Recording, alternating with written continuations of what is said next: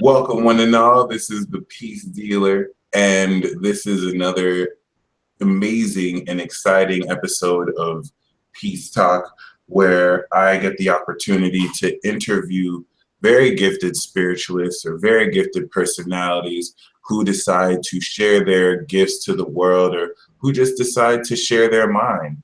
And thankfully, God sent one of his representatives to reach out to me, and it did take me a while to actually get this together. I'm really glad I did not pass up this opportunity. But thank you very much, Ryan. How are you? I'm doing really good.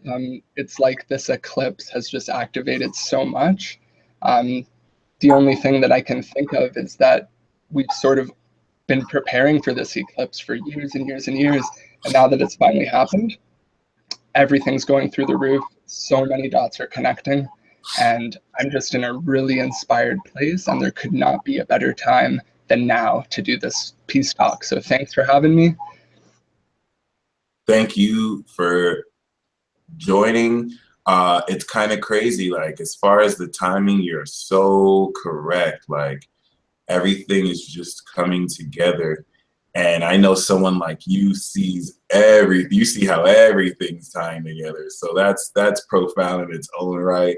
Right off the bat, for those who are definitely curious, what is your sun, moon, and rising? I've been waiting to share this with you, and it's a big one. So my sun is Sagittarius, my moon is Sagittarius, and I'm Gemini rising. Okay.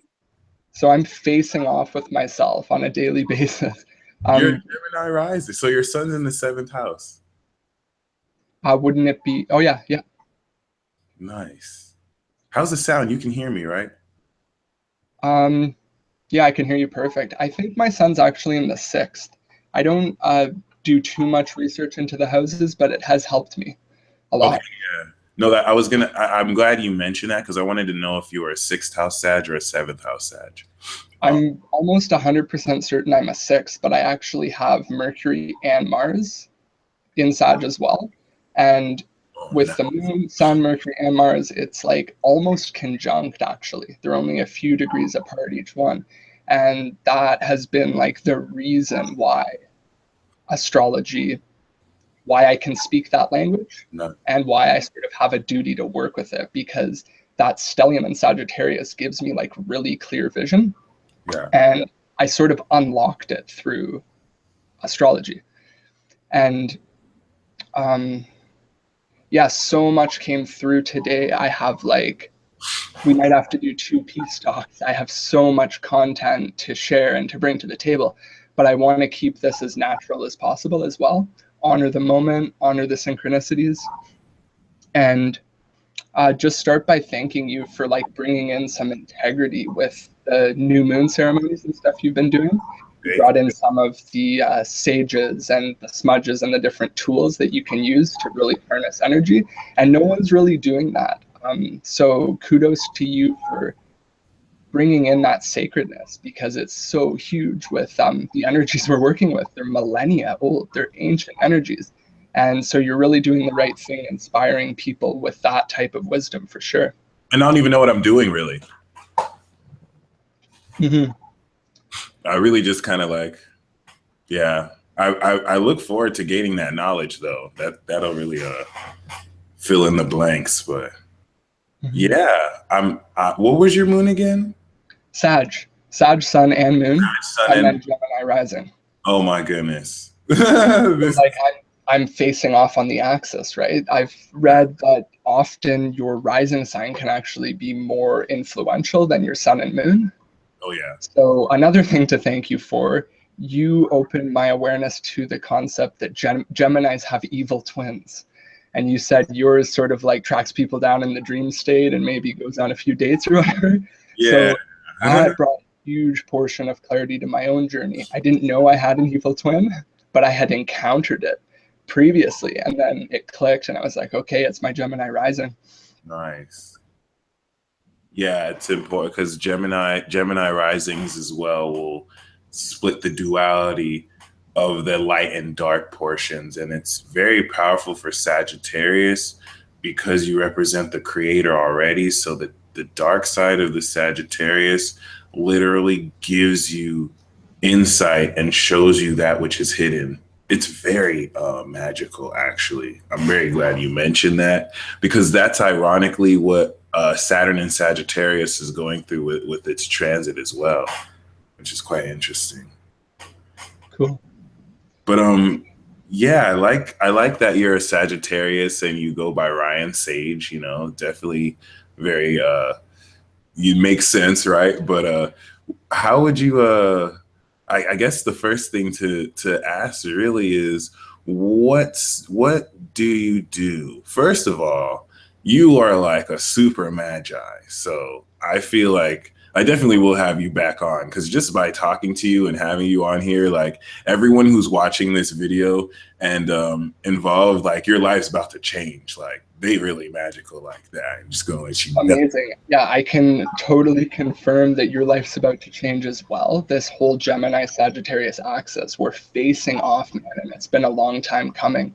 I'm super excited to connect to your community because I have this gift with speaking the language, but I really feel I need to get out online. I have a lot of people coming and going with some other work, but it's not really. Um, it's more likely that my voice will be heard and received better online. So if anyone wants to reach out to me for my services, to put it simply, which is really, really difficult, I offer like a personal remapping experience. So a lot of it has to do with astrology, but a lot of it has to do with like your life history and what you've been through, because that is just as potent as a potential alignment in the stars is actually what you've gone through. Where's your family from? Many different personal things I'm going to need to find out to create sort of a report and also to help you speak a new language because that's our duty. We are going through a huge metamorphosis and we are being asked, many of us, many astrologers, to start speaking literally a quantum language where the things we are saying are more connected in a more cohesive fashion on other planes of existence. Wow. So to get that to happen properly, to allow you to learn your new language, you have to go throughout time. You have to do some time traveling. And astrology helps with that.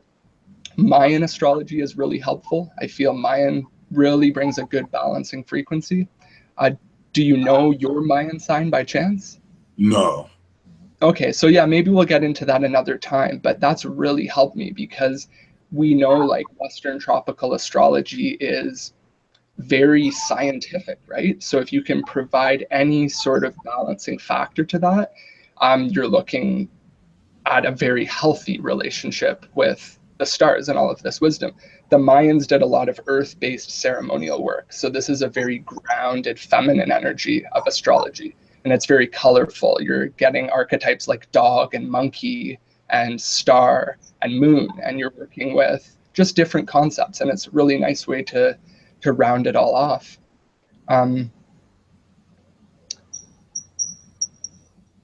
Yeah, so we're speaking a new language, and we really have to come to terms with that because so much is changing, and our gift, our biggest gift, is our voice and our ability to communicate.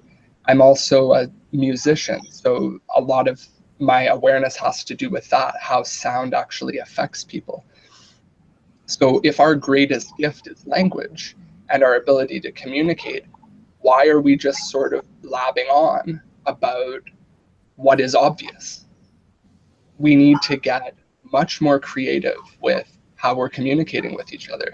And this is a process for sure, but you only need a few clues to really get it. And that would mean if you're going to connect with me and I'm going to help you to unravel this, it's most likely going to be a one-time thing. But I'm going to go out of my way to stay in touch with you and make sure you get updates because things do take time to sort of unravel. And so it's a process.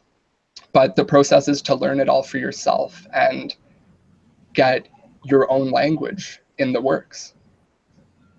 Well, Ryan, I'm definitely going to be emailing you for this service. Let me give you, for those watching in the live chat or after, personal experience. Okay, so I was talking to God. I was like, God, I'm tired of waiting. Like, I need a Kundalini activation. I was being brat, I'm not gonna lie, and I was just kind of like, you know, kind of complaining. I was like, this is what I want. I wasn't really too complaining, but I was praying fervently. And then I get an email from Ryan just to reach out more about, coordinating the call. And all of a sudden, he includes in that email a special Christos activation, which ends up being more than an answer to prayer and definitely a great life changer that really helped accelerate a whole lot and just helped put everything in time. So I know I can definitely vouch for at least the experience. I'm definitely curious to fine tune the language. And as far as speaking on the language, I think that's very awesome, especially with Uranus and Aries. Speaking the language of your personal authenticity is what's going to really help vibrate, yourself to these higher frequencies.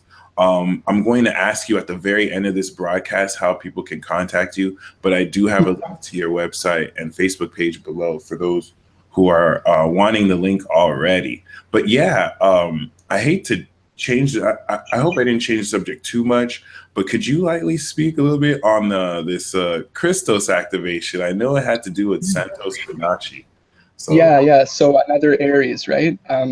Bringing in some good initiatory frequencies. So you had mentioned that you had sort of the activation previously when another Gemini came into your life, but yeah, you weren't aware of its mystery school connotations, right?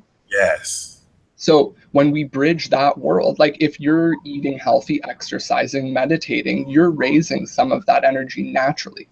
But if you make the bridge between now and the mystery schools, you go into this territory of things like Kabbalah and things like magical sorcery that actually the higher ups are all practicing today, thinking they're all like mystical masters when really they're pretty lost. But anyways, when you do this activation in its traditional form, you're congealing with a lot of the problems in the world and you're helping to transmute that. So rather than it just being this personal thing, oh, I cleaned up and I had a feeling that I'm getting more enlightened, it's not just that, it's going back in time to the mystery schools and doing the activation as it has been recorded.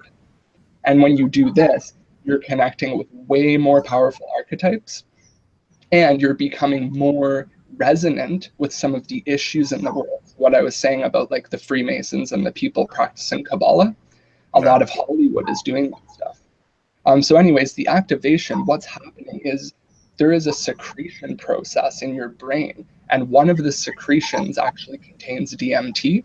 So it's a mystical spinal fluid that has been traversing our body since we were born.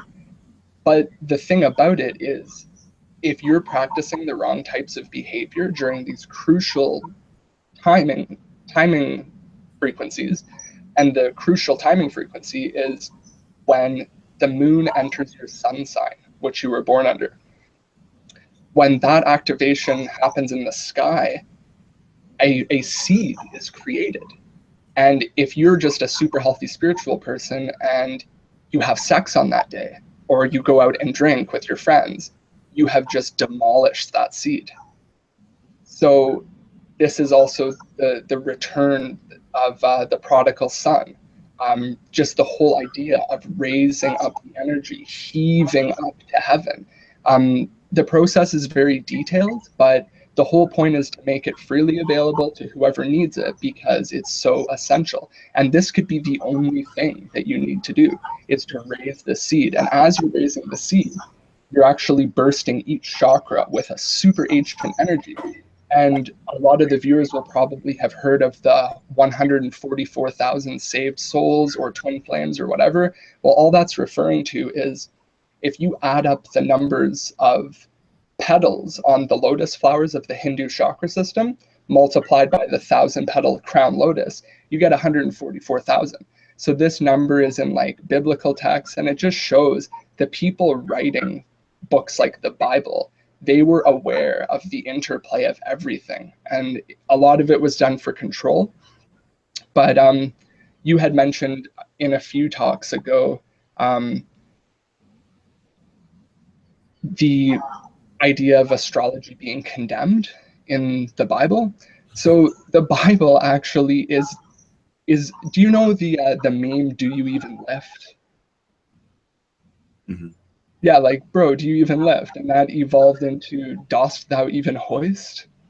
So the original "Do you even lift, bro" meme, the original one was in the Bible where God asked, I'll get the exact quote here. This is a direct revelation. Job had God say this to him. Canst thou bring forth the Mazzaroth in its season?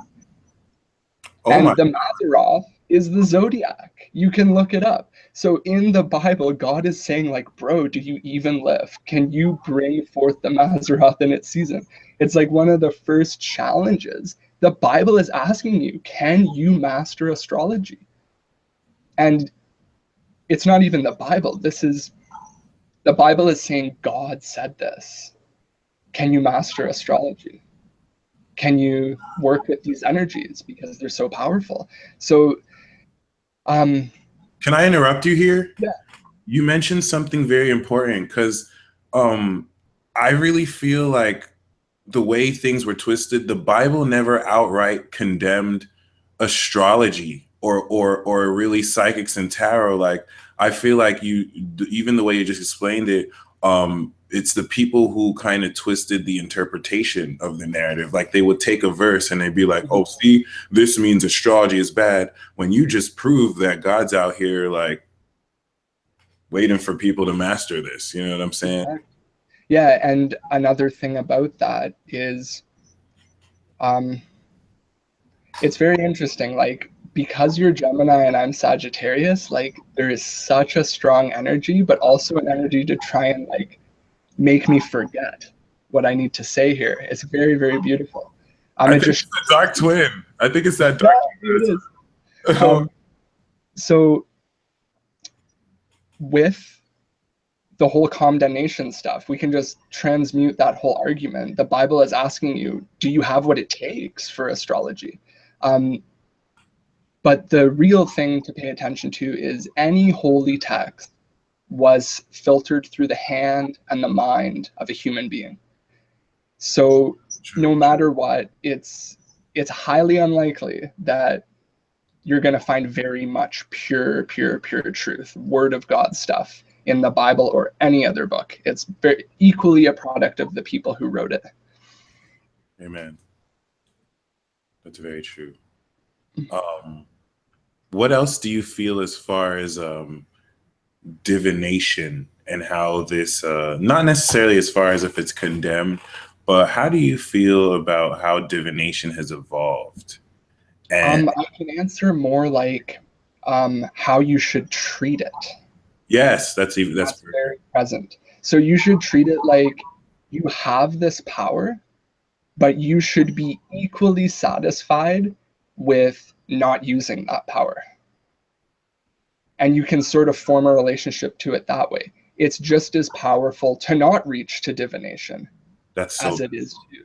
And I'm at the point now where you can hone your skills with things like tarot, but all it's doing is sharpening your own intuition. And then when you meditate, you're given like way more information that you know what to do with.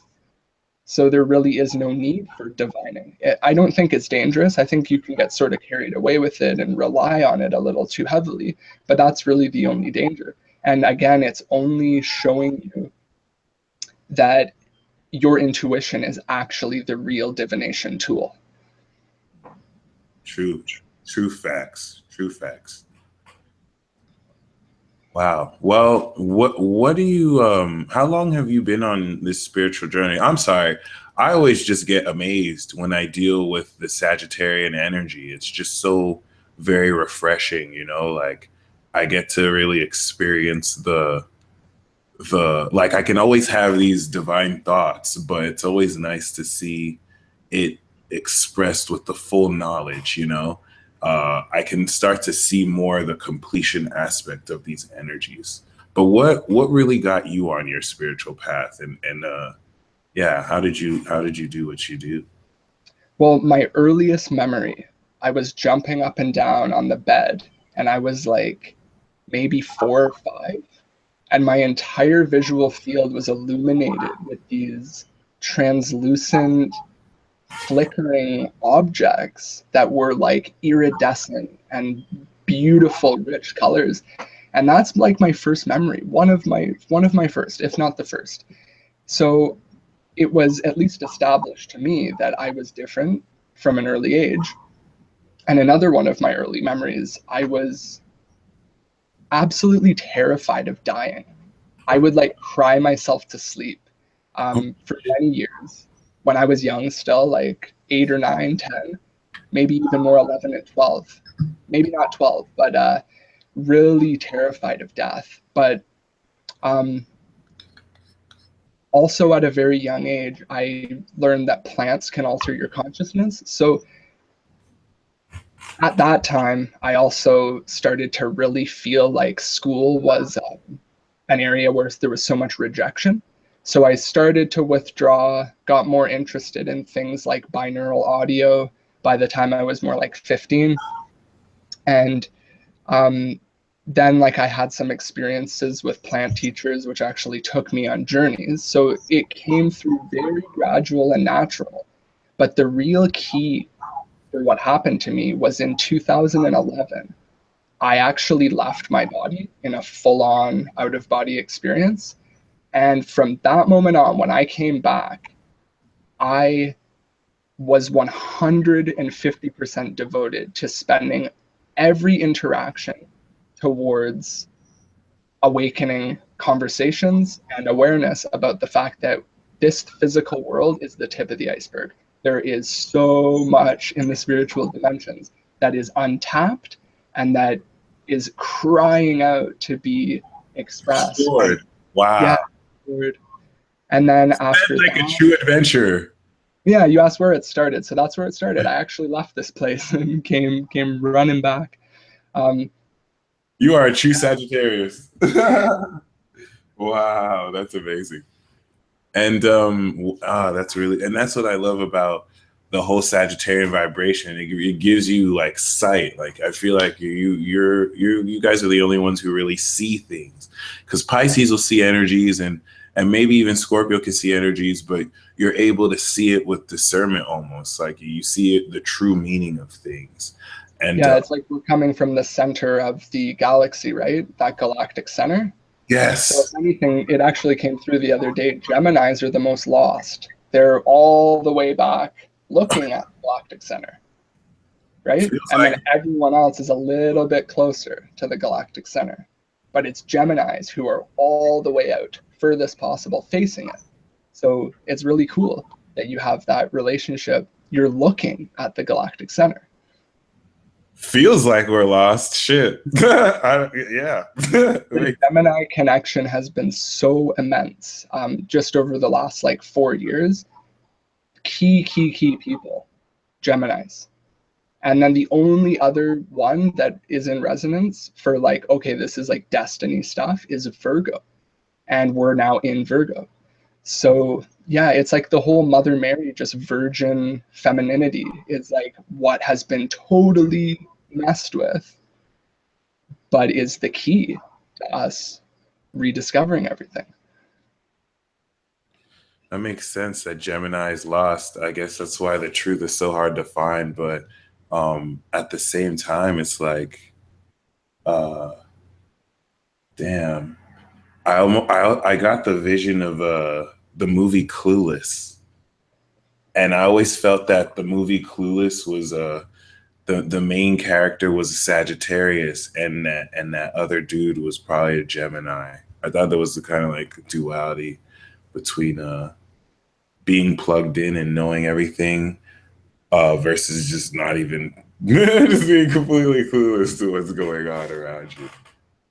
But yeah. Regardless though, huh. I have to gather myself because my mind just got completely Okay, I'll share a first part of your language, okay? okay, yeah, please go ahead. So you live in Las Vegas, right? Yes, sir. So the biggest nerve in the human body is the vagus nerve. Whoa. So these are the connections we're going to start making. It's through physiology, it's through history, it's through religion, it's through everything. And one of your keys is being in Las Vegas and the vagus nerve. So what you need to do is find out what makes people nervous, especially in Las Vegas, and start using that as your ammunition to And slaughter. to oh my gosh, you gave me a real gem right there because we rule the nervous system too. I Oh, don't. nice. I knew the lungs, but I didn't know nervous system. All right, but I'll research the vagus nerve then. That's very interesting. Um, that's very interesting. What makes people nervous? I have to say that's interesting because I didn't realize a lot of my conversations was trying to uncover that with people when we're trying to figure out and ask why are people the way they are. It's really directly asked, and we're specifically talking about local people here and why and coming into why we even came here because there are other few people who just kind of moved from where they were to come out here at this time. So I really thank you for dropping that truth bomb. Yeah. Little sprinkle of a sneak peek right here. But yeah, appreciate that. Yeah. It's my job. No, it's crazy because it makes sense right now, and then like after this call, it's gonna take on a whole new meaning. Like, oh my gosh, Yeah. it's making more sense now. So Exactly. Yeah, there's no interaction nowadays that is trivial. Nowadays, things are so densified. If you are not fascinated at this point, you have a lot of work to do. And I'm here to help, but you should be thoroughly fascinated at this point with what's happening and just the present moment and how densely full it is with light and wisdom and information. Yeah, yeah, Lisa Gale, I agree. This guy is very much so the shit.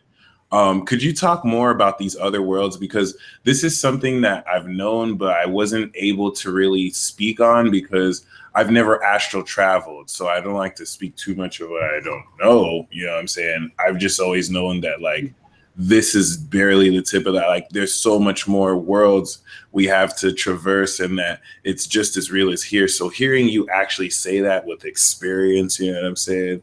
What do you feel about that? And then also, what do you feel about the development of our psychic powers? You know, beautiful questions. These are such key questions. This is sort of like the last stand of the old language. Like we're talking about very real, tangible things, but it's so, so necessary.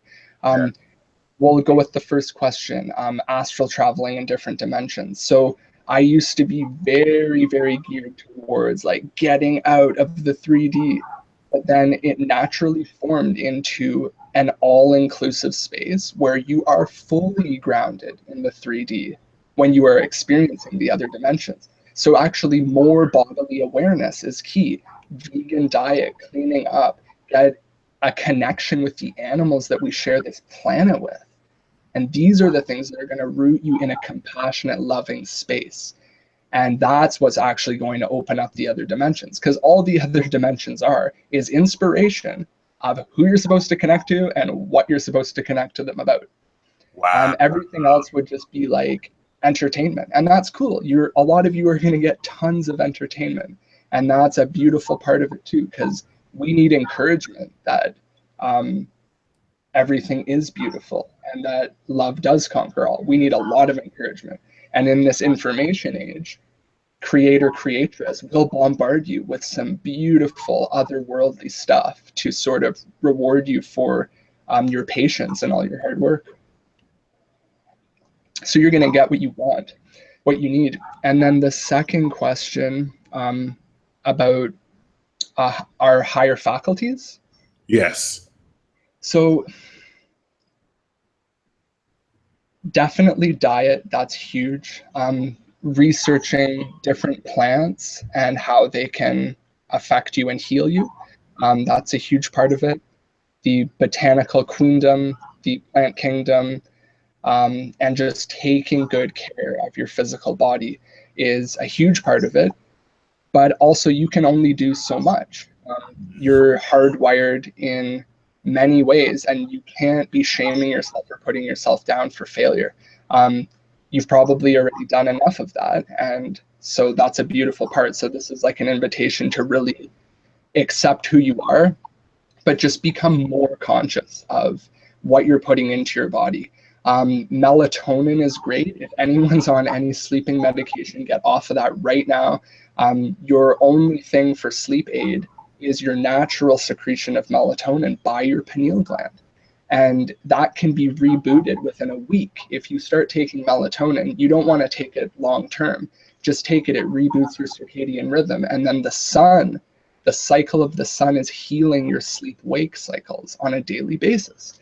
Um, so our higher faculties, it's sort of like um, a reconstructing process. But also, this is the cool thing: research who you are and where you came from, and find your roots and what you know and what you've always known throughout your whole life. Because as you gain a deeper, more synchronized understanding of who you actually are in this lifetime, with your understanding changing, your body changes.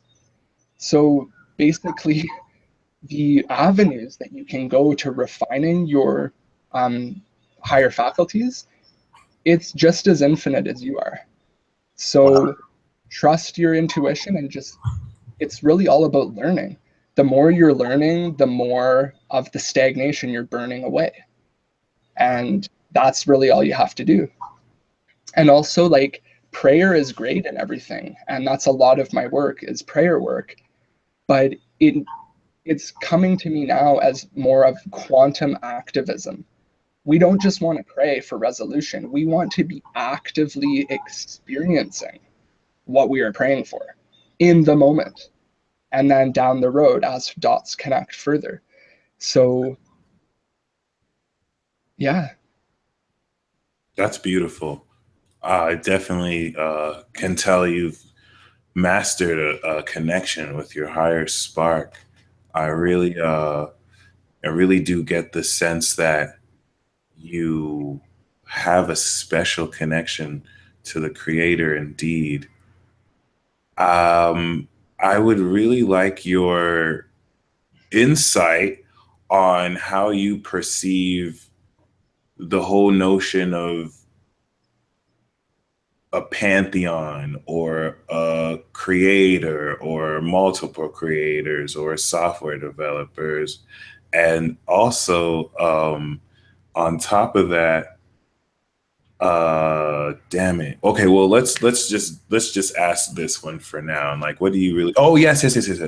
Now I know why they almost wanted me to forget that. But how do you feel about twin flames? Because I feel like you can, or rather, like true loves and soulmates. I feel like there's a more realistic understanding of this. You know, we can be so thirsty for companionship and love, we forget that like such partnerships usually run in tandem with the fulfillment of a mission, or not everyone may, it may not be for everyone. So how is a more realistic way to approach the whole soulmate craze? Mm-hmm. Okay, I'll answer that one first, then move into the pantheon.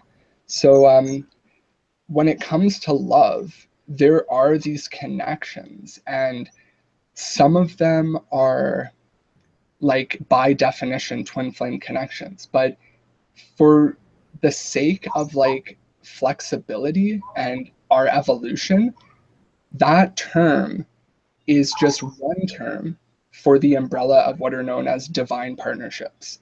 And a divine partnership, it can change tomorrow who that person's supposed to be.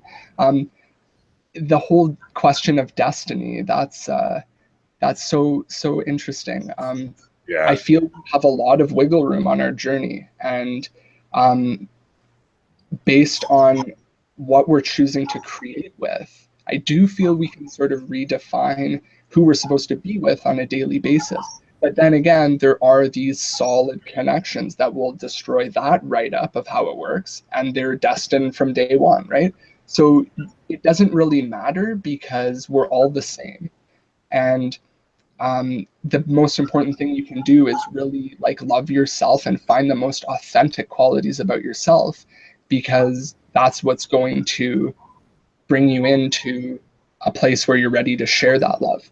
But also, don't be afraid to fail, because I was like a perfectionist for so long. When I first started awakening, I was like, oh man, I've totally got this. I'm just not going to do anything wrong. And then I'm going to ascend faster and it's going to be cool. And I got into this like purist state where I was really having a hard time like getting my feet dirty, or like not literally, but I was having a hard time accepting that I might actually make a mistake, or that the mistakes could actually be essential to creating a truthful frequency of who I am. So don't be afraid to like really mess things up, because that's like a huge part of attracting the right people into your life. It's acknowledging your imperfections and making big mistakes. Um, Mm.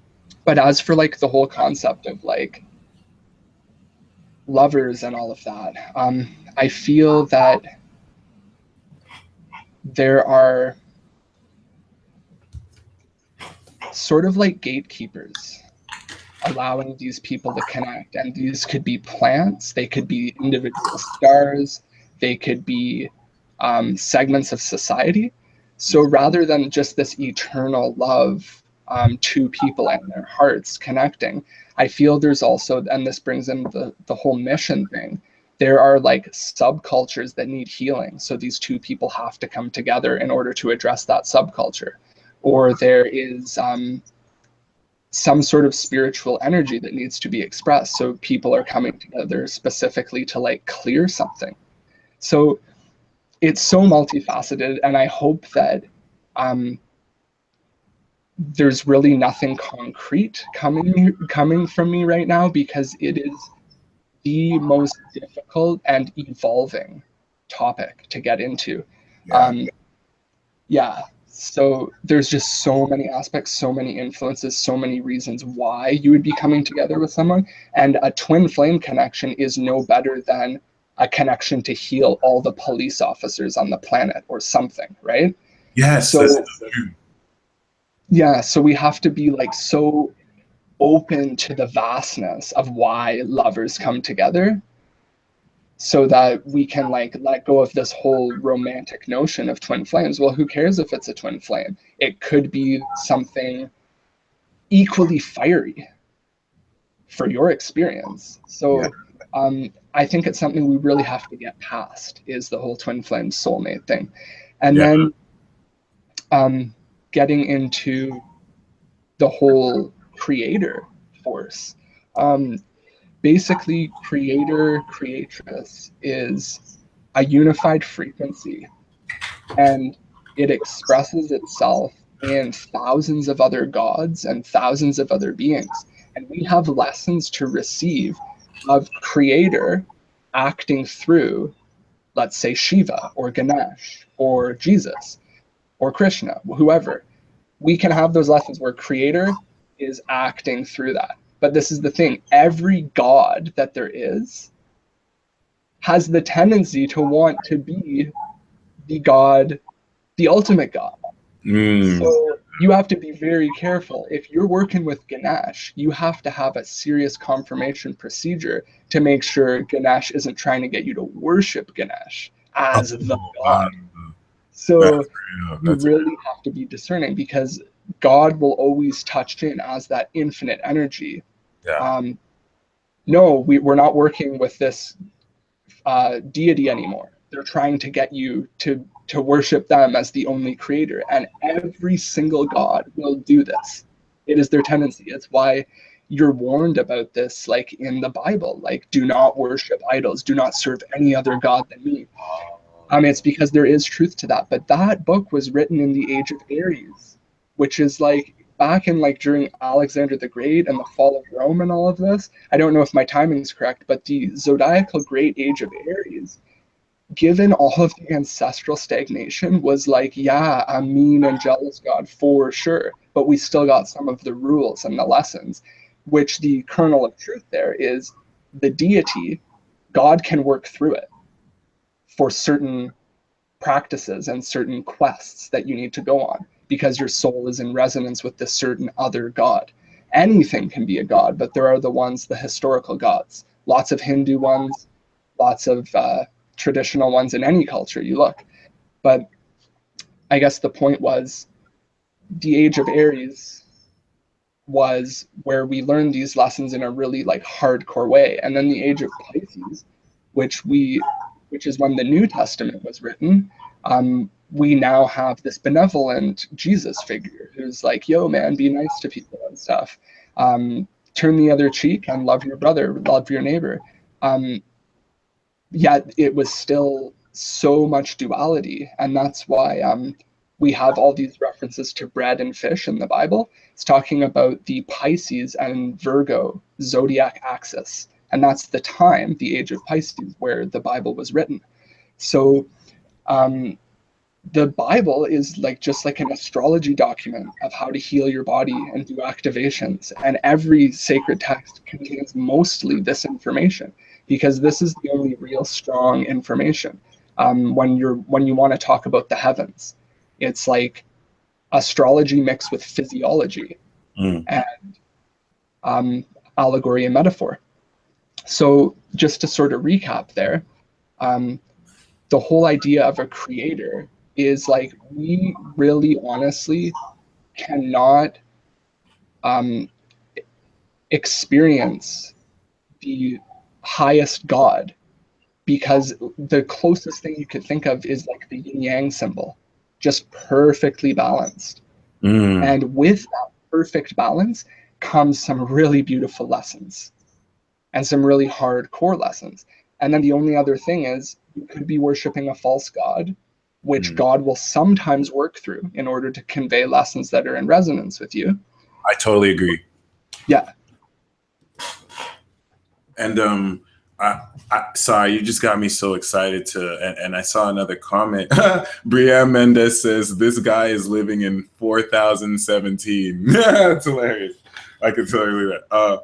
But yeah, like just as there's maybe not necessarily one mega creator god it works through different gods, I really see that with the darkness and what we may think is a devil or a great evil may work through different devils that we see, Mephistopheles, Beelzebub, whatever. So I had asked this to someone where it's like a lot of people like to idealize this great divine light.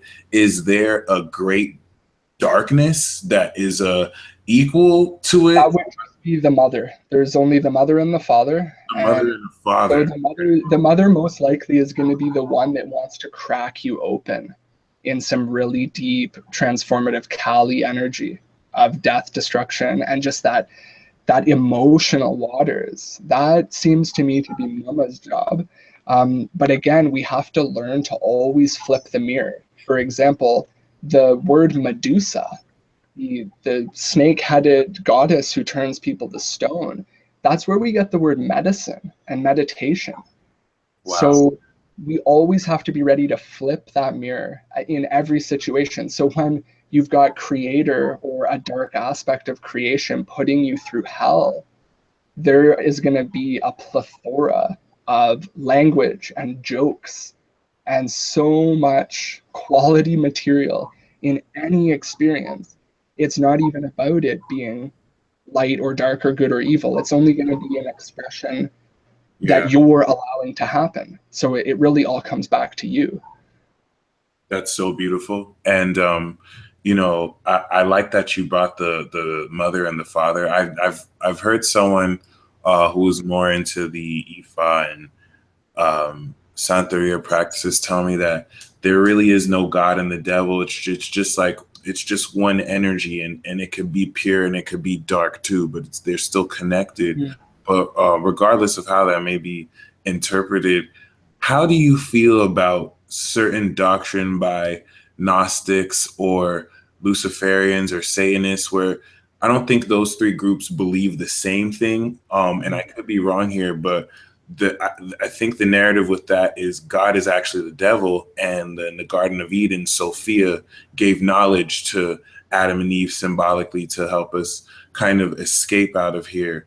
Um, Mm. and it kind of flips it on its head. So how do you feel about that narrative? Okay, so for the Gnostic texts and the Gnostic wisdom, the only one, as far as I'm concerned, is the Sophia creation myth of Anthropos.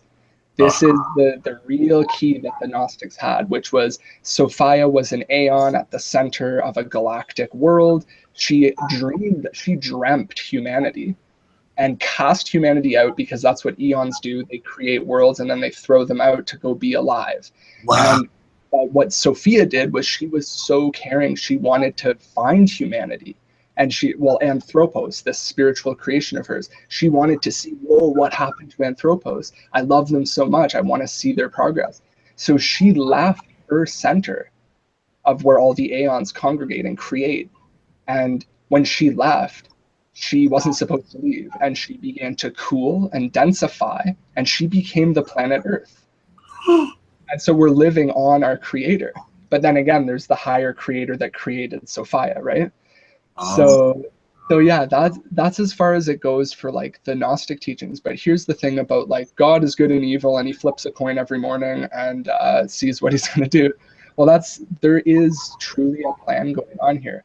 Think about it. This is the first time in recorded history, no, in existence, that humanity has been universally and globally connected with infrastructure, technology, and all of the bells and whistles.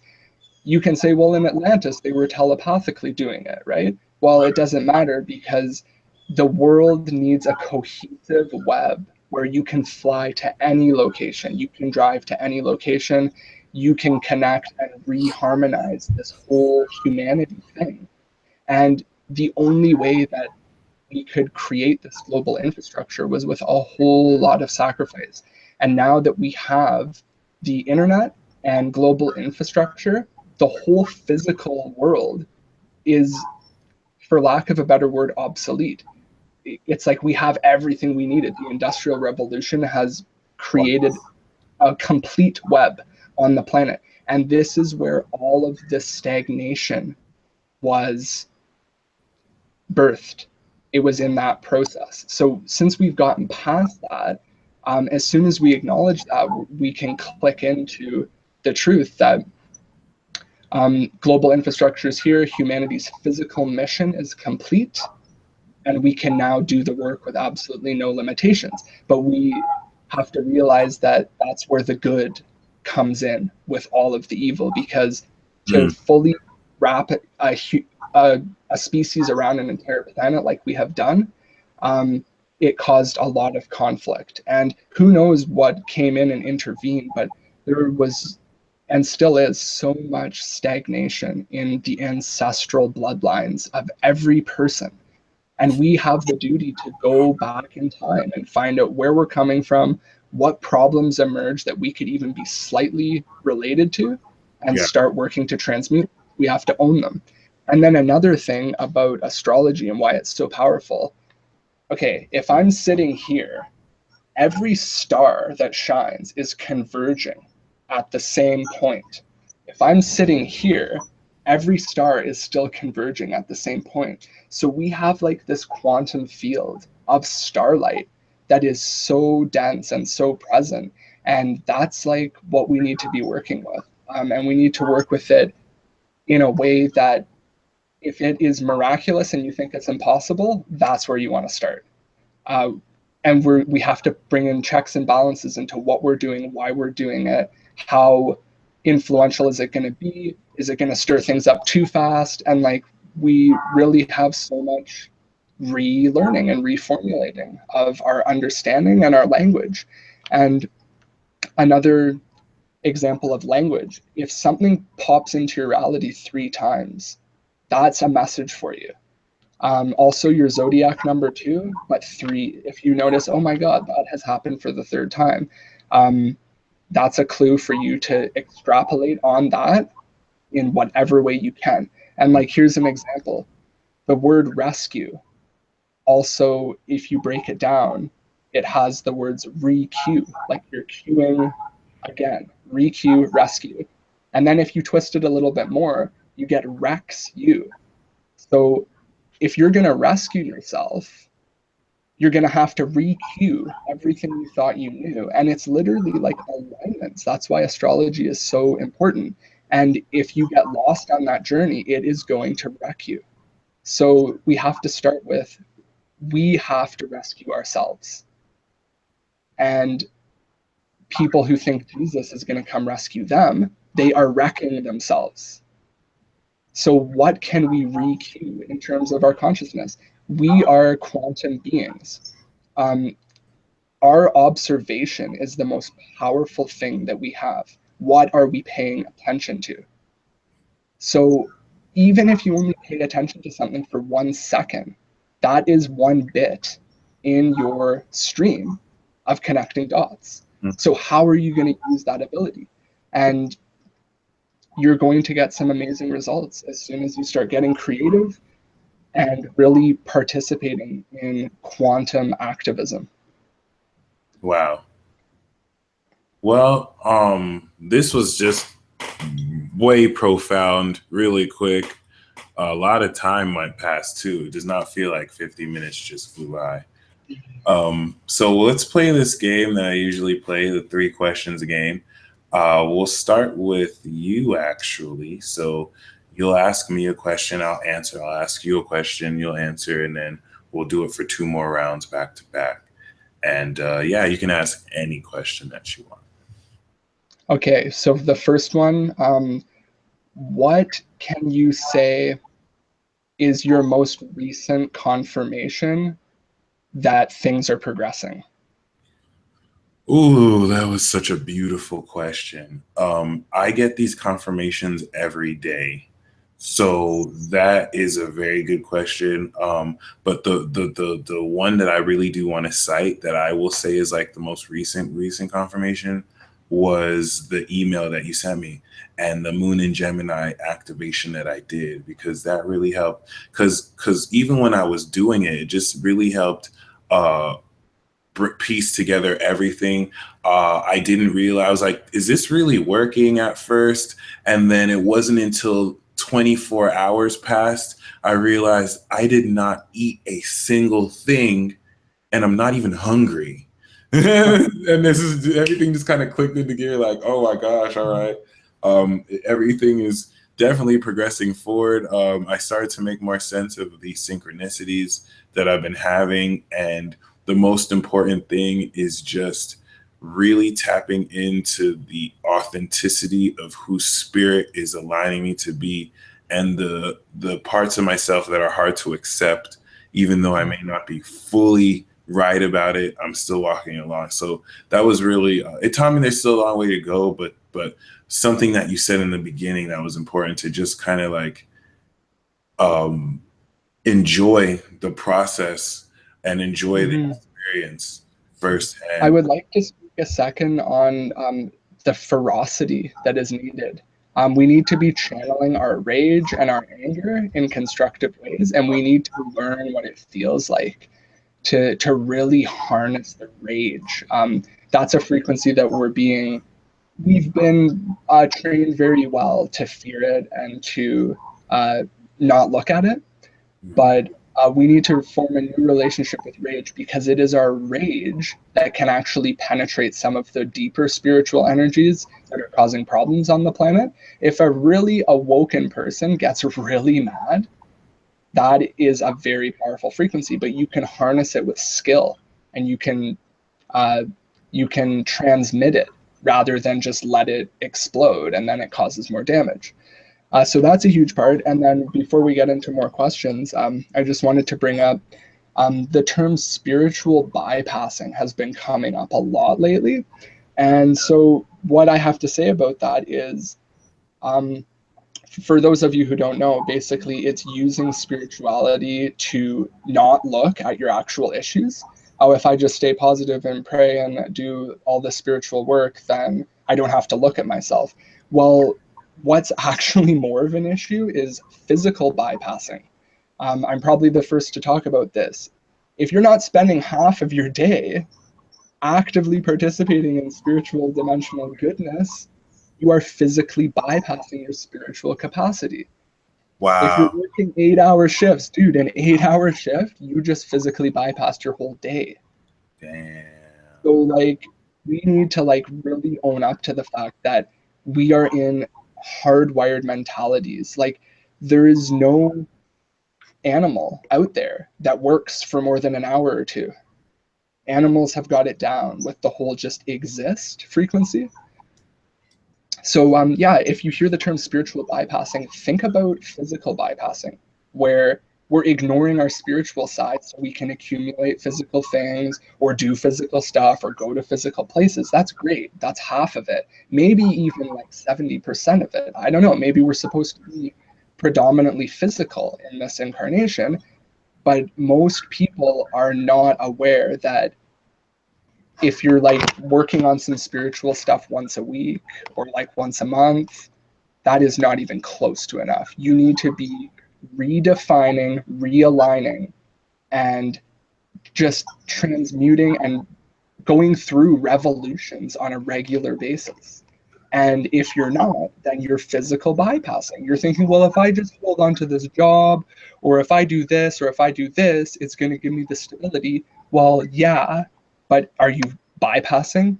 Are you spending all your time trying to keep the physical down? Yeah, so I feel physical bypassing is a greater issue than spiritual bypassing. Couldn't have said it any better myself. That was, I think, one of the most profound things you said, and everything else you said was already profound. So the question I have for you, Ryan, is what do you do for the expert or for the beginner? How do you detect psychic attack? How do you defend against it? And then how do you also develop a certain sense of magic or psychic ability? Or rather, I'm trying to ask, how do you psychically self-defend, and then how do you incorporate magic and your psychic ability practically in your life so that you could um, engage more spiritually with your physical life? Okay, so your relationship to time is huge. Oh, wow. This is Saturn. This is what the whole world is in a chokehold by. So if you do something as simple as set an alarm for 12 noon and just know, you don't have to do anything except for acknowledge this one thing. It's 12 o'clock. I just divided my day in half. 2 zodiacs if you want, whatever. But a thing like that, you're creating a line of respect in the realms of time. And that's one example of how you can begin to harness these great and powerful energies. In terms of a psychic attack, I've mostly felt it in like my root area, like lower body, um, kidneys, definitely like below the solar plexus is where you're going to feel something. And also like in the mind, in thought patterns. And basically, I don't feel that there's that much of a threat when it comes to psychic attacks. I think we're dealt a very liberal amount of them, and we're protected on so many levels that the real purpose of psychic attacks is to learn how to defend against them. Oh, And other than that, they're not actually that bad of a threat. But when you learn how to deal with them, you learn how to deal with a lot of life situations. And I feel that's more of its purpose. So don't be too afraid, but they will still happen, no doubt. What can you do?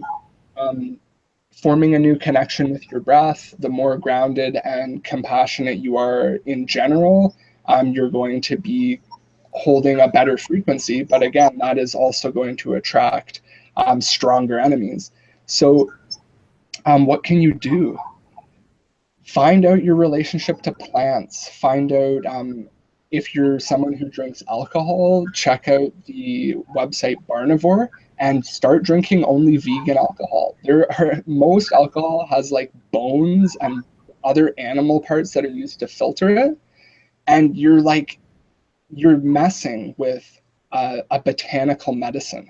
Even alcohol is a medicine. Tobacco, if you use tobacco, get the chemicals out of the tobacco. You're creating a library of nightmarish, terrible frequencies that you do not want to work with. So find out your relationship to plants, which plants you use as medicine. Find out your medicines and purify them to every extent. Again, for people wondering about alcohol, barnivore.com will tell you if your drinks are vegan, which means they don't have these ingredients like that are coming from animals to filter them. And this is putting a very sick frequency into something people use to relax or to reward themselves after a hard day. So you really need to be conscious of, if there's a chance, if you're putting an animal in your body, you better be 100% certain about it. I understand people are transitioning and they need to like cut down on meat or go vegetarian or whatever. But yeah, also check out, I think it's called Uprooting the Leading Cause of Death. Veganism is actually pretty new, and all of the legitimate studies to actually get the proper data to make any conclusions, they simply haven't come out until now. 20 years of legitimate research has finally surfaced. It's a beautiful presentation on YouTube. It's called Uprooting the Leading Cause of Death. And this guy, he's very highly educated, and he just shows the facts and the numbers of how even if you have eggs for breakfast, you're doing a vast disservice to your body. So to protect against psychic attacks, what else? Yeah, you're purifying the relationship you have with plants and medicines is absolutely huge. Purifying what you're putting into your body on all levels, and connecting to your rage and your full range of emotions. Because if you actually start to see what is attacking you, you're going to need to harness some rage most of the time to get it out. Or if you know something, honestly, nowadays for me, the things that are coming at me are actually, I can usually put a face to it, that it's someone I actually know. And even if it's not, it's a similar energy. So it's very likely that it's going to work. But anyways, what you're going to need to do is harness the rage within yourself, or harness something that is so true about either this person or this energy that they immediately have to surrender it and then go work on their own evolution. Mm-hmm. It's like, oh, hey, you're attacking me, but I know all of these things about you, and you're going to need to go deal with those things now that I helped you see them. And it's really that simple. And this is the other thing. We have to stop dehumanizing anyone. We are all equally human, and we are all equally divine. So it's most likely that if you're getting a psychic attack from someone, it's a person that you know and have actually shared space with at some time. Yes. Or is actually in close proximity to where you live. And if that's the case, spend some time and find the innocence within that person and send that out to them. And that's what works for me, is to dig a little deeper into the situation. Not, oh my God, I'm being attacked by this person in spirit world. More like, okay, this person is clearly lost and they're feeling the need to perpetuate violence, which is not true to any heart. So I need to sort of decipher where this is coming from for them. And then in a purely compassionate fashion, trust your ability to actually help them see something they weren't looking at. Yeah. And what happens at that point is they have been notified of something they have to go deal with, and they'll leave you alone. That's one thing that you... Oh, I'm sorry. Go ahead. Yeah, often an attack is actually a cry for help. This is true. No, you just helped me understand how we solve our problems. So a cardinal sign will use force or power to solve their problems, right? Like the Aries is going to want to use their power to do it themselves. The Leo or the fixed signs are going to use love. They're going to resolve their problems with, hey, have this, you know what I'm saying? If I give you this, will this resolve the conflict? And then the Sagittarius or the mutable signs are going to change how people see the issue, so they don't have to use force or have it. They can just use magic to, like, have them see the right way. That really helped me understand or bring to focus. But yeah, great sense. So I think this is a second round of questioning now. Can you hold on just a sec? Yeah, go take your time. It's totally fine. How you guys enjoying Ryan, yo? This is really awesome. See, this is why I love interviewing Sagittariuses. They definitely get it in, show you the light. Shout out to the love in the live chat. I really do love seeing the feedback and all that you say. It definitely keeps me, happy. I be feeling happy. I'll be like, "Yep, see, I got a good guess. I got a good guess. They like them. They like them." So yeah, you know what it is. I reached out to Santos Bonacci, so he might be episode 51, if not 52. I definitely have a Leo, budding Leo star, who I'm definitely going to interview soon. His rising Emmy is Gemini, and his sun and moon is Sagittarius. All right. Yeah. Also, I want to take a moment of silence or loudness, whichever you want to do, and definitely honor the fact that we're in episode 50. We are 50 episodes in. I've interviewed 50 people. I remember when I was on episode 4 interviewing the Leo King. I started this motherfucker off with Alyssa motherfucking Sharp. And ever since then, it's been amazing. So since we've passed episode 50, I'm gonna start to bring back some of the old people. All right. Sasso said bring back William. I'm gonna bring back Will. I'm gonna bring back Amber. I'm gonna bring back Dolo. I'm gonna bring back Cherry. Okay, so it's all good. You know what it is.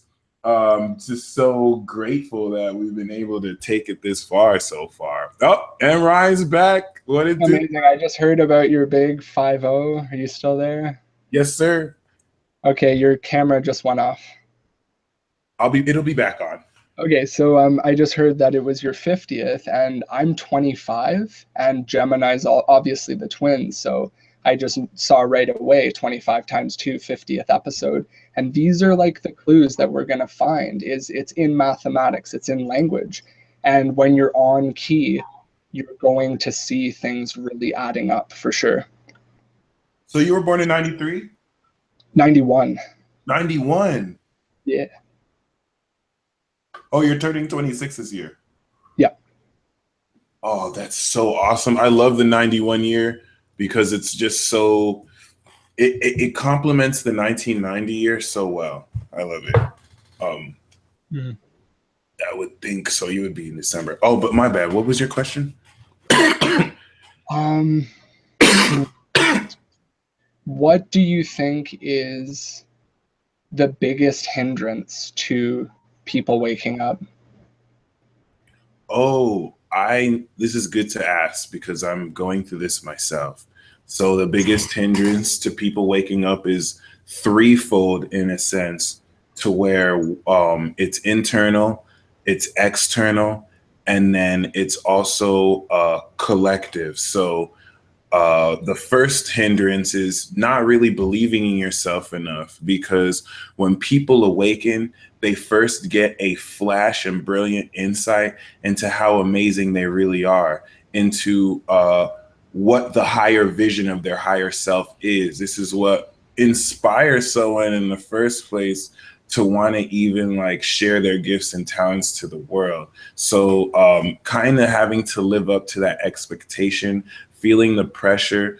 This is where things get external. The second hindrance is people care way too much about what other people think. All right. If you even think about the more spiritually enlightened signs, like say Aquarius or Sagittarius, these are two vibrations that specifically don't give a damn. They're all about freedom. They're all about detachment. You know what I mean? So a lot that gets in people's ways of awakening is where they might have worked through the internal sense of having courage to live up to their potential, but they may let what their parents feel like get in the way of what they want to awaken. They may let what their friends think. There are a lot of people who they don't have people to talk to about this. Sometimes the only time they're able to talk about spirituality is with an astrologer or with someone. When they talk to other people like that, they get psychologically scarred. People make fun of them. These are deep-seated things in people's hearts that they can't tell their coworkers, they can't tell their friends without feeling alienated, without feeling ostracized. So this kind of makes people, why do I want to wake up? I want to go back to sleep, but they can't go back to sleep because you can't unsee what you've seen. And then, of course, the only other thing collectively that would hold it back are dark forces who see this light that's ready to awaken, and they have to call other demons and be like, yo, let's suppress this because God forbid this person, you know what I'm saying, understands who they are. But similar to how you've kind of broke down the spiritual attack, I would say any kind of external spiritual influence pales into comparison to the internal work. Because if you have that belief in yourself, you know, all that extra interference won't really influence that much. Yeah, but you can't get cocky with it. Yes, very true. You really have to be very humble and very thankful and count your blessings with any clarity or safety that you have. Yeah, so any interference is an opportunity for you to grow too, because you asked for it for a reason. Yes. Beautiful. Yeah, your answer was really great about what's holding people back. If I could add anything, I would just say that whole self-esteem issue and being like either shot down by people in your family or shot down just by like the radiance of the people who are doing it, that you need to start forming alliances within yourself, because just as important of a thing it is for us to reformulate a new type of language, it's just as important to be speaking that language to yourself on a regular basis. And that is one aspect of self-love which you can really fly with, and it can give you a lot of momentum. And then the other one would be to get animal products out of your body, because that stuff is loaded with fear. And if you just simplify and think about the idea of like ending a creature's life so you can have a taste, it's not right. And you can correct that to some degree within one day, within one moment. So that is going to give you an alliance with the animal kingdom, which will be your grounding and will be your foundation. If you don't even have anyone, any teachers or people who want to talk spiritual or whatever, you can formulate spiritual alliances and they will empower you. They will help with your emotions. They'll help with depression. These animals that we share the planet with are master teachers. They're some of my best teachers, are the animals. And I don't mean to interrupt you, but how would you combat people who say that? Because I mean, clearly, you know, there's a difference in intelligence between humans and animals. But how would you explain how people? Because I feel like this argument is erroneous to saying that because animals eat animals, then it's a little less natural to not eat animals. You know what I'm saying? Animals do a lot of things, and a lot of animals don't eat animals. If you think of like a deer, for example, they just walk around munching on leaves, and that's their sustenance. Maybe Herbivores.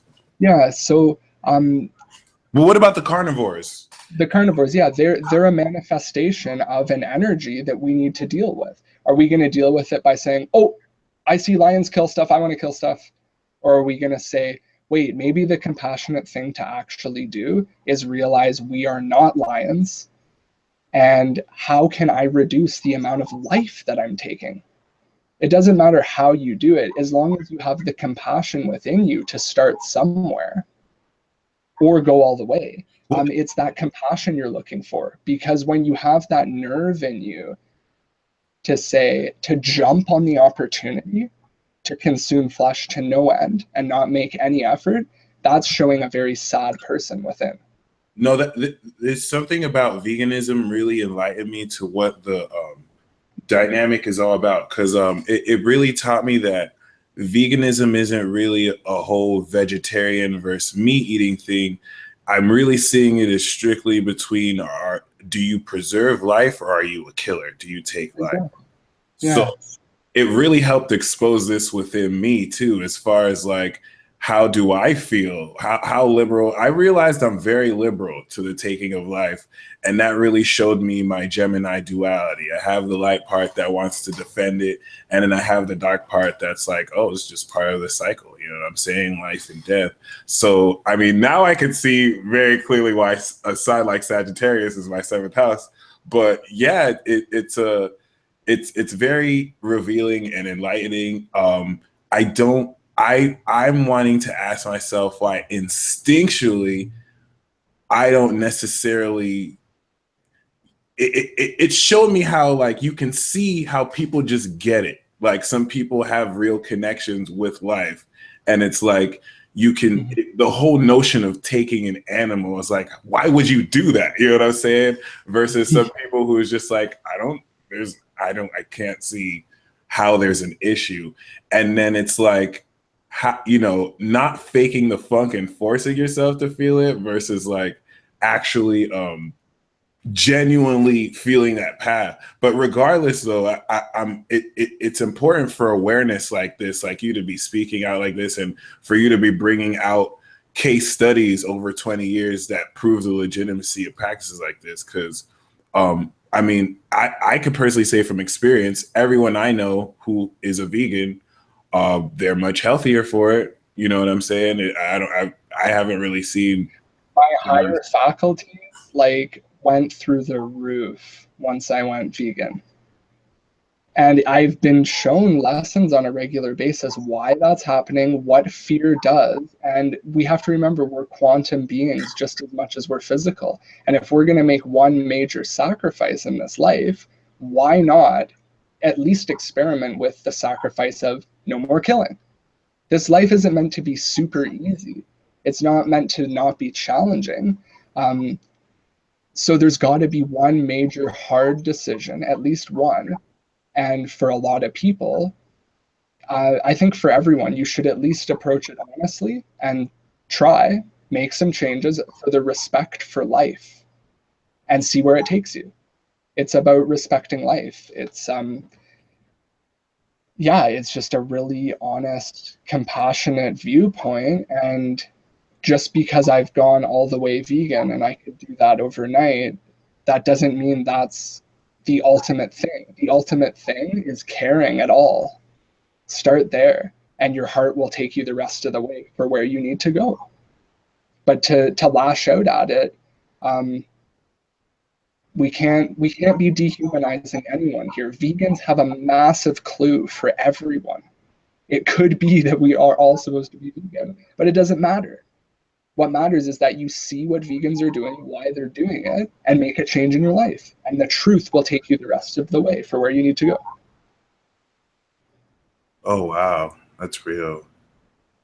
Well, my question to you is, do you personally believe in any conspiracies about reptilians? Do you believe in aliens? Do you believe in a high or rather higher, conscious life forms? And what is their relationship with this world? I've encountered a few definitely out of this world beings, and there are two types. One is the most compassionate you could ever imagine, so compassionate that if they were to ever touch you, it would heal your entire body. You probably wouldn't ever be able to have disease again. They're just pure loving wisdom in form, and we need to be aware that these beings exist just as much as the creepy ones. And If the Sophia cosmology, the Gnostics, they have a really cool explanation for that. It's when Sophia left the galactic center to pursue her creation, the result of that decision that she made sprung off of her the very energy that made her make that decision, which boils down to the reptilian energy. We all have a reptilian brainstem, so we all have a stake in the whole reptilian energy. I feel again though, just like any attack of any kind, we are super protected on so many levels. And this earth right here is the main stage, and we really need to put our energy towards what's happening here on earth, not so much how can I contact aliens, because if they're going to come, they're not going to come because actually I don't even want to pretend I can say why they would or wouldn't come. But if they do, it's going to be because we figured out some stuff between us as humans and sort of made like a safe landing place for them. And there's so many different possibilities of what they actually are. They could be our creation. They could be purely beings of our own imagination. But either way, they're real enough because they do exist, and they can work with their consciousness to contact people and to help them get to where they need to go. But mostly they reveal themselves to me as still very much a mystery of what they actually are. Again, they could be our creation. Just there was something that I just recently heard about. I don't think I'll be able to remember it, but it was basically like the whole concept of an alien being is a very natural progression of prior mythology. And it's just sort of like the alien is just the final stage of our creativity. That makes sense. I see that as the Aquarian and Piscean consciousness. Maybe it might not look like a gray, right? But that genius and intuitive mastery, yeah, you pretty much nailed it. Yeah, so now this is the last and final round of questioning.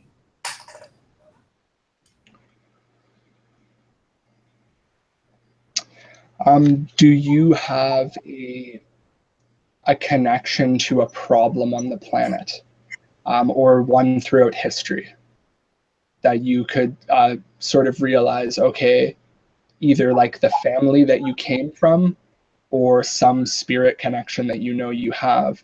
Can you identify a problem or a catastrophe or a negative tendency that you sort of have a stake in? It's amazing that you ask this because I just went through a 2-year cycle.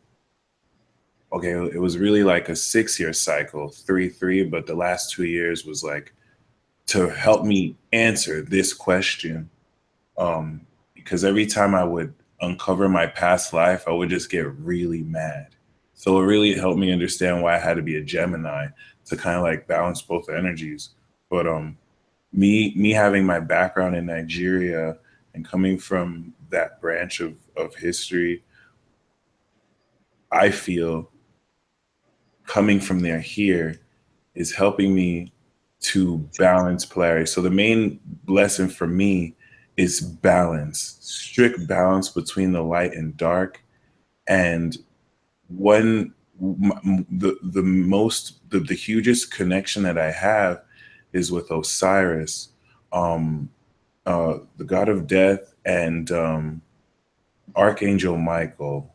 But I say Archangel Michael loosely, more symbolically. And having to learn how to balance like real darkness and light. And the first half of my life was really being brought up in the light and learning the light side of things. And I've now started to really understand more so this more darker facet of life, which is reflected in me as well.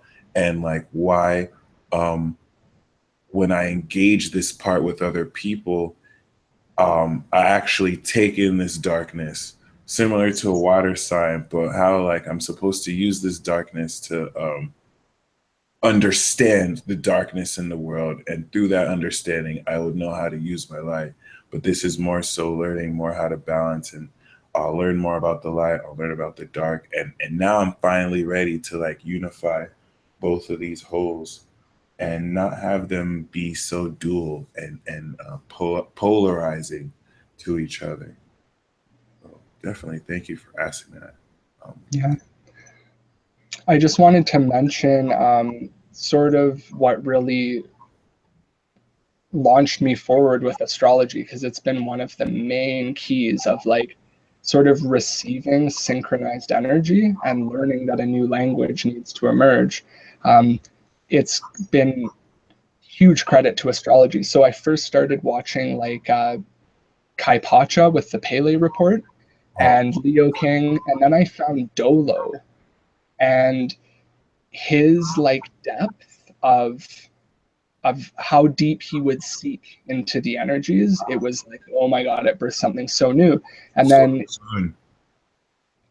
well, yeah, technically in the constellation it's Antares that Oh, true, his true, moon true. is conjunct with, which is Sagittarius on the wheel. And anyway, so he has a Sagittarius moon, but it's the Antares moon, which Oh, phonetically is anti-Aries. So he's an oh, Aries and his moon is anti-Aries. So wow. that's like a full-on reversal process. And it's amazing how pure that energy is. And it's actually similar to me and you. I'm Sag and you're Gemini. So we have anyone who's facing off, like anyone who knows you, their zodiac sign, find your opposite sign. It has so much to teach you. Oh, so much. Yeah, it's as if there's only 6 signs, really, because Oh, you're so so true. intimately bonded with your whoever's across the wheel from you. And again, more beautiful phonetic love. The wheel is the rotor. The rotor, actually, sorry, the Torah or the Hebrew Bible. The Torah is the tarot. The tarot is the rotor. The rotor is the wheel, and the wheel is the zodiac. So creation starts to give you like these very rhythmic ideas. And this is the spiritual gold. And as you get this stuff, it just shows you how things are actually bonded together. And then you can start bringing that into how you interact with people. Okay. And it puts so much less pressure on the physical, and it really turns this life into like a game, a beautiful game, like full on participation in That's every dimension. You're in multi-dimensional existence at that point. And that's what we all need to do. And we all need to find our own way there. Because if we're trying to use someone else's method entirely, then we're not actually expressing our true language. So we have to really seek our own specialties and what our soul is connected to, and start bringing that into every moment of every day, just within our own thoughts or what we're holding space for in the moment. Um, so much is changing, and we have a huge responsibility to make it so you don't just walk into a room. You walk into a room with either an intention, or you're holding space for some seriously dynamic energy. yes. And not you just have to be really careful and you'll be fine, but trust how powerful you are. Another thing about these spiritual tools that we're given, um, they operate in the realms of the equivalent of celibacy. So if you intentionally withhold your spiritual influence, that helps to preserve its power. So keep that in mind when you're experimenting with these things. Don't just go off the wall with it. Understand the sacredness of preserving, and only, I guess, command and control is the way to look at it, to really preserve your influence for when it's really needed. And then when it's not, try and bring in humor, because laughter is the best medicine. And 90% of the time, if your ego flares up, or if you're in a situation that's really based on ego, it's actually a joke. And so I hope you guys can find that, to find the joke in the ego headbutting stuff, because there's some pretty funny jokes that are happening. No, that's facts. That's very much facts. And I love what you said about the opposition, because I've really come to acknowledge that in a greater level, especially the higher level opposite signs. Like I feel like that they bring the completion, and then I guess the first six bring the context and the what that it is. But yeah, I like how you said Gemini is the most lost. It will make sense that Sagittarius shows the way in a certain sense. Yeah, I see what you're saying. Yeah. And then it's like Donald Trump is a Gemini with a Sag moon, Yeah. and he's showing the way that our unconscious crap that we didn't want to look at is now all in our faces. Yes. Huge turn of the tides. It doesn't matter who's up there, but in a way it kind of does, because there's so many like religious people that are praying for like a beautiful face to America.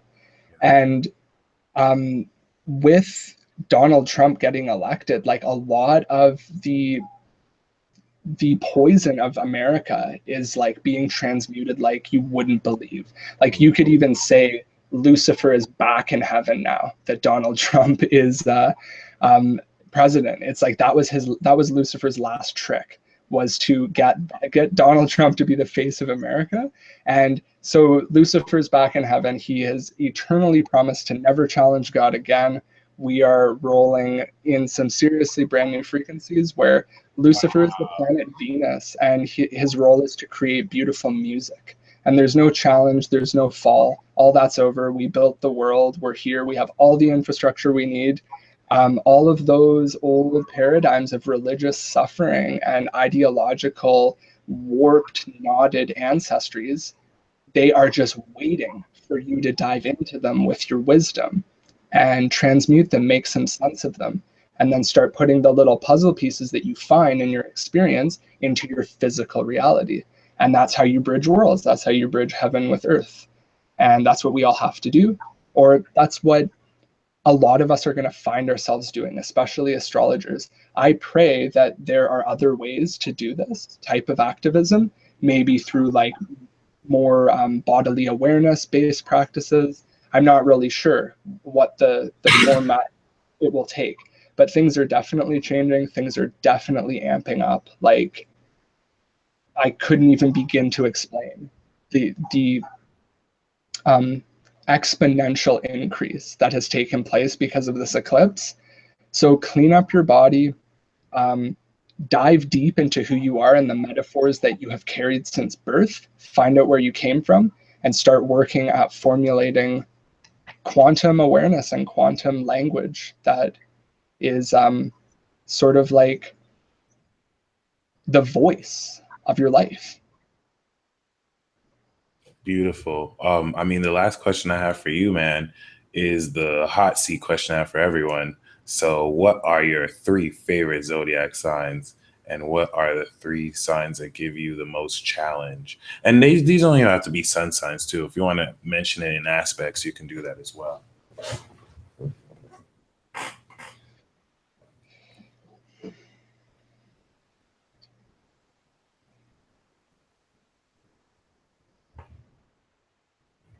I was thinking about this a few days ago. I'm just learning more and more about why I love each sign equally. Um, I've found so much of what I do and do not like with either sign. Um, mm, I think that actually our sign is so complex based on where our moon is at and Oh, yes. so many different influences that I don't know if I would really be doing a service of picking favorites. I think I would have to do it in the moment. I find Scorpio is like super raw, and that's like noble, but it looks like that can get them into a lot of problems. Hmm. Um, so I don't know if I could say in the spirit realm, they look very cool and they represent a lot of cool stuff. Yeah, so I guess what I'm going to do is I'm not going to say that any sign is my favorite, but I can tell you what seems to represent what I see as a visionary, something that's like notable. Virgo is very notable because it represents this very pure feminine energy, which is very not present in the world. And with that comes like almost an insanity that I've witnessed. And that's really amazing. But also, like, some of the most deep caring energy exists within Virgos too. Yes. And I'm just picking up now, it's like people are more, people who are watching are more inclined towards just wanting to hear their sign spoken about rather than it being favorite or not favorite. I wish I could just give you my favorites, but all the lines are blurring lately. And like I've actually been for the most part, like I haven't been left with anything profound from the Sagittariuses I know. Definitely very helpful, but Oh wow. yeah. I feel like the Sagittariuses represent the aeons who create. Yeah, that totally works. Yeah. Nice. I find Capricorns are like, they have a lot of, you could say, responsibility. I think they have a really great degree of influence with a lot of the problems that need healing and a lot of the wounds that need to be opened because they operate with Saturn. And this all comes down to our poor relationship with time. Yeah. Capricorn would probably metamorphosize into something completely different if we all just got our heads around time and our relationship to time. Because Yeah. a lot of Capricorn, it's like, oh my God, I have to deal with all of these unconscious timekeepers who aren't taking time seriously. Time is a being. So it's almost like Capricorn might have the most wasted energy because of our responsibility to like understand that time is like this mathematical being. If you've ever heard of Chronos, um, it's a god in itself, right? And it could be like what I was explaining earlier, God working through other gods. I think that God working through Father Time has like totally run its course, and we really need to like start. And that's why 1111 is popping up for everyone, right? It's a call out to reformulate your relationship with time. So again, like set an alarm for 12 o'clock noon and just acknowledge that you just divided your day in half and you're honoring the frequency of time. And that will have profound results of what comes into your life because now you're using just honor and respect. Just by acknowledging and honoring that it's there. Yeah. Okay. That's beautiful. But you've got to set that 12 o'clock alarm. Or if you, for some reason, think there's a better time. But I think it's really resonant to divide your day in two, and then you're honoring that profound duality that we live in. And now your day is a receptacle for more cohesive and clear energies. And this is something that just intuitively came to me. Like, you all have these keys, some that I will need from you, all of you listening. There's a great handful that have keys that I'm going to need. I just set my alarm for 12. Yes. Awesome. Thank you for the gems, Ryan. I hate to interrupt again, but yeah, this is definitely a huge blessing. I will say it again. You are definitely a godsend for sure. The only other thing I have to ask, and I know you expressed interest in coming back, so when we do another video, we'll definitely let you spit a lot more of your wisdom, and it'll be more of a Q&A session if you wouldn't mind taking questions from live chat. There's definitely a lot of people who acknowledge your wisdom and your advanced clarity. So other than that, how can people reach you? I have the Facebook link down below. What service? Send me an email. I guess we'll make sure my email's in the description. That's the best way to get a hold of me. Okay. Yeah, I would just like to let everyone know that for now, I'm offering readings where I'm going to sort of decipher who you are and then send you like a 7-page booklet. I'm a graphic designer and a musician. So I'm going to send you a really beautiful booklet as part of the package. And then it's like consistent follow ups for as long as I can do it, because more things will keep coming of where you're coming from. And then the whole purpose of this is just to train you to be able to see for yourself. And then yeah, it's sort of like a one-time thing where I'll just give you a few pointers, and I know that they're super powerful because I've done this to myself, and I've asked the right questions to myself, and it's to the point now where like going to bed each night, most of the time turns into like a full-on journey, and it's so beautiful, and we all have this capacity to really be in like a fully exalted, liberated spiritual dimension most of the time. This is our birthright, and we can have this. We just have to ask the right questions and formulate the right data to be working with. What's all this stuff about technology and internet? What does it have to do with anything? Are we just checking up each other's social media? Or is it a reminder that the internet's a blueprint of our consciousness? And as we realize that everything is technology, your ability to think is technology. Your ability to actually care about something is technology. And that technology opens the door for different realities. And as I was saying, we have the keys, all the keys we need.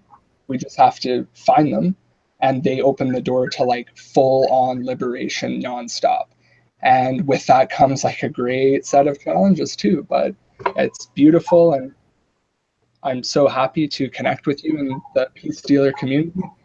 Super grateful. All of you are like so inspired, and it's just amazing. So, two more beautiful points that I'm going to need to make here.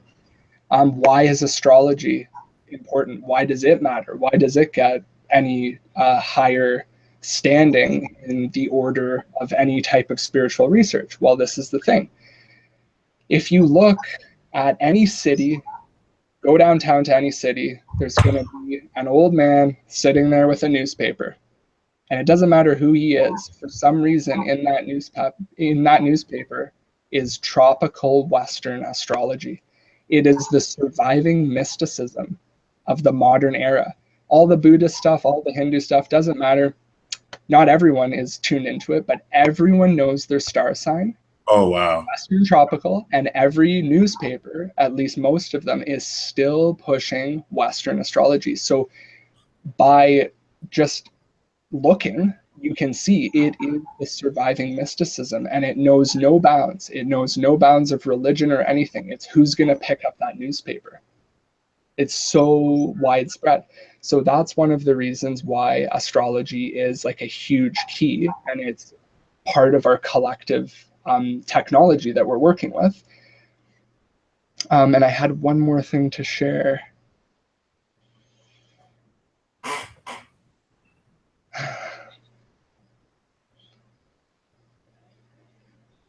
Well, Oh yeah, one of the best signs for a public voice such as yourself is if your audience starts speaking your language. And I've been noticing in the comments, people are like chiming in peace dealer style. And that is a huge confirmation to your authenticity and your influence and the work you're doing, and just how like your community's in a really good place of support and like boundary dissolution. So I'm so honored to be a part of this community. I have been from sort of the underground. I've been watching you for a while. It's been super motivating, super inspiring. And I just heard you like screaming out to me. Just a few of the things you were saying about Sagittarius. It was like, well, yeah. I don't know a lot of Sagittariuses, but you were always really like just in line with where I was at in the moment, and like celebrating where we sit on the wheel, that it's like a creator energy. So I'm like, okay, he's literally calling out to me. And here we are. It makes sense why it feels like an answer to prayer. So that's for sure. And yeah, very, very grateful. This is definitely what I hope to be the start of a great relationship as well. And I'm definitely going to be contacting you for that service. I definitely encourage everyone else to do the same. For those who didn't hear in the beginning, his sun and moon is in Sagittarius and he's a Gemini rising. So the way that works in a basic sense, and it works even more advanced than this, but he will literally like create a new understanding and meaning for yourself. There is great magic that happens with this double Sag energy to see truly who you are, but words can't really describe it because that's almost misleading to say. All I will say is hit this dude up, contact Ryan. It'll be the best thing you've ever done. And thank you once again, Ryan, for joining this Peace Talk. Thank you, everyone else, for watching in the live chat. And until next time,